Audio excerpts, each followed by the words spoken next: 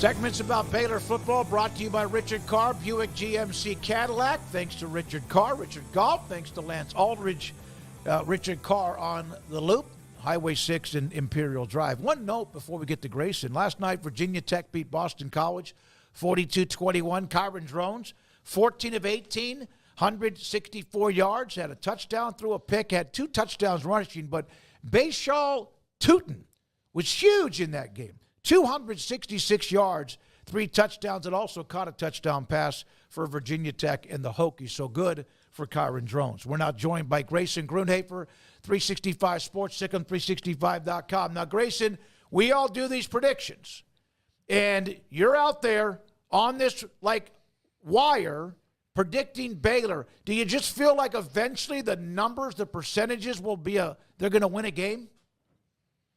I do. I think there's a little bit more nuance to it than that, though. I mean, Baylor's been in most of the games that they've played so far this year, and I understand the thought process behind, but they lost those games. So that trend is going to continue, and it's been a trend that has, frankly extended basically 2.5 seasons.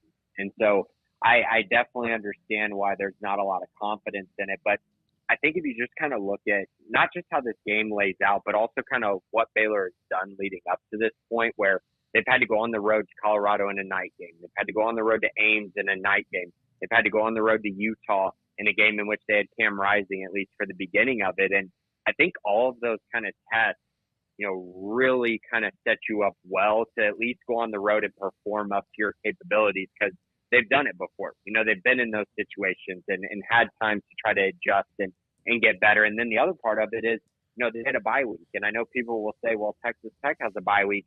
But I think it's much different when a 2-4 team has a bye week than a 5-1 team having a bye week. Tech is in a good spot. They're just trying to build on what they've already done this year. Whereas Baylor is trying to do everything they can to turn the season around and win a football game. And so for that reason, I feel like this is a good spot. I think this is a good spot for Baylor to play a complete game of football, which has not been something that they've been doing at a very high rate at all. But it just feels that way. And it also feels like a matchup where their offense should at least feel pretty comfortable, given that Tech is the worst Power 4 defense they will face or have faced so far this year. And they're not a great pass rushing team. And there's just going to be a lot of opportunities in my eyes for Sora Robertson to make some throws down the field and connect with these wide receivers.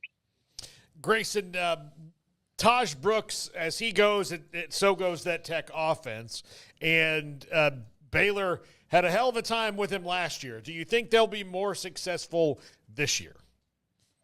I think they better be if they want to have a chance to win this game. I think in general, you go and look at kind of how Tech has done this year, and he didn't play in the Washington State game. I personally don't think they were winning that game even with him. That was not a very competitive football game. But I do think that if you look at their other games, you look at Arizona State and you look at Arizona, which were the 2 teams that actually played the best defense so far against Tech outside of Washington State. What they did a good job of was they limited Tahj Brooks' number of carries. They limited his yards per carry. And just total yardage in general. They kept him below that 140-yard mark. And if you're able to do that, you're going to put yourself in a decent place to win this type of football game because what Tech does so well is they don't put their passing game in tough situations. You're running the ball well on first down. You're running the ball well on second down. You're getting yourself in these positions where it's 3rd and 3, 3rd and 2, 4th and 1. And those are very advantageous positions for an offense and especially a passing game and a quarterback to be in. And they really rely on that. And I think it's been something that's been kind of a secret sauce for them that has worked because Tahj Brooks is so good. And so I do think, this is going to be a game where Baylor's really going to have to focus on that. And I would be surprised if that really wasn't the focal point of their game plan because I think in general for Baylor to have success in this one, or at least to give themselves the best chance, I truly do think they're going to have to make Behren Morton beat them, and he can. He's proven it at times, but I also think he's proven at times to be a little inconsistent and erratic when he's put in positions where he has to go out and try to win a football game for Tech. Of the 2 weeks to get healthy, the guys that could be coming back, expected to come back, or maybe guys who have been beat up and have been playing but maybe are a bit healthier, who do you think stands to stand out and make the biggest impacts or the biggest additions? The two biggest ones that come to mind are for two different reasons, I guess. So Caden Jenkins coming back from the concussion that he suffered a couple weeks ago is massive, and he has not had a good year.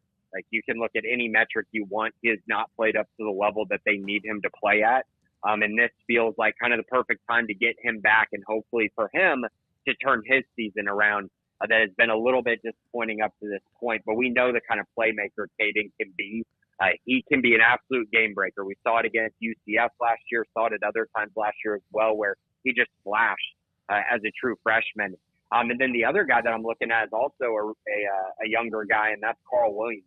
I think people kind of forget about him a little bit because he hasn't had a great start to the year, in part due to this injury that he's been trying to come back from and get back to 100%. But this was a guy that was, they took him to Big 12 Media Days. The Baylor staff thinks he's going to be, or was going to be, one of the best defense players on this team, if not the best secondary player, at least on this team. And he just hasn't been right. And so I think this week off could be huge for him. And notice I'm mentioning two guys in the secondary because, again, I do think that's the area where I think this game might be won, at least from a defensive standpoint. They're going to have to be able to force pass breakups, potentially get turnovers, and just make life hard for Behren Morton in the secondary. So those two guys definitely come to mind. I asked Phil Bennett this earlier in the week, and we asked Seth Russell this yesterday, that with things that aren't going well, there's been a little bit of this, but they have a really good class of 2025. And with the transfer portal, those national signing day things, they're still important, don't get me wrong, but they're not the end all.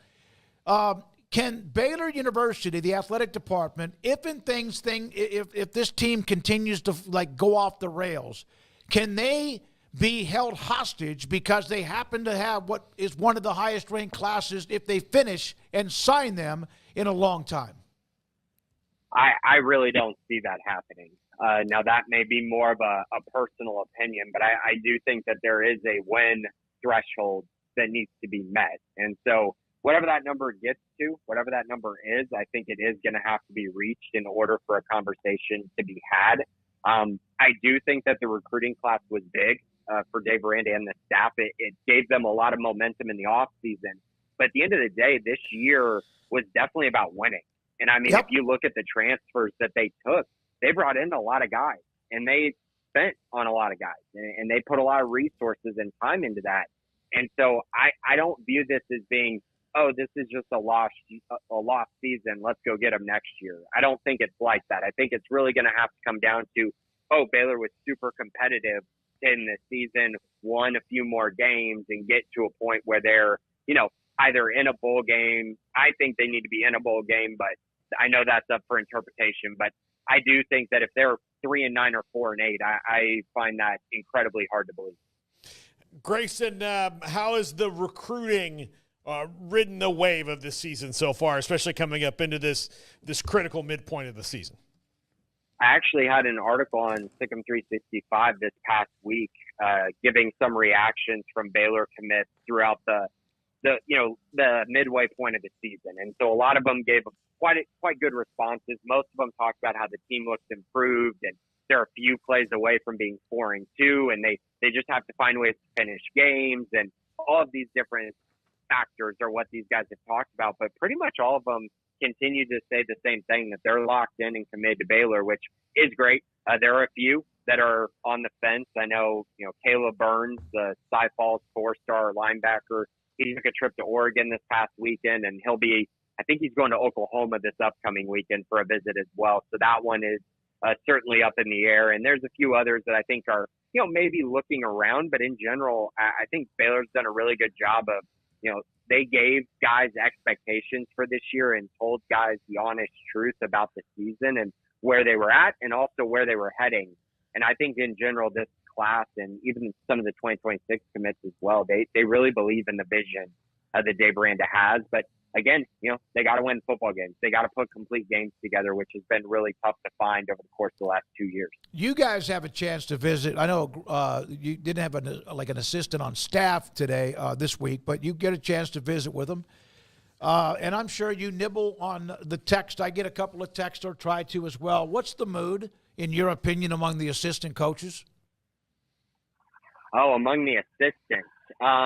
That's a good question. I would say that I think in general, this is more of a team standpoint and a team question. I think the team is still very bought in to where Baylor is at, and bought into the fact that this team is far better than their record shows. And this goes from the coaches, from the top down, right? From the head coach all the way down through the lineup, the roster, the guys who are playing, the guys who aren't playing. There is definitely a level of this season's not going as we planned, and we're a lot better than this. And I firmly believe that everyone in that building still believes in that and thinks that. And so the key thing that's going to come down to now is just, can you put it all together? Can you actually turn these things around? And if they're able to do that, then, maybe there's good things to come. But if not, I think it's going to be a team that, kind of trying to just, again, find itself, right? And hopefully they did that over the bye week. But we'll see. It's to be determined as they go to Lubbock on Saturday. Thank you, sir. Appreciate being a part of the show. Grayson Grundhoefer writes a ton about recruiting, but also other things with the football team too, with Sic'Em365.com and with us as in all three of us this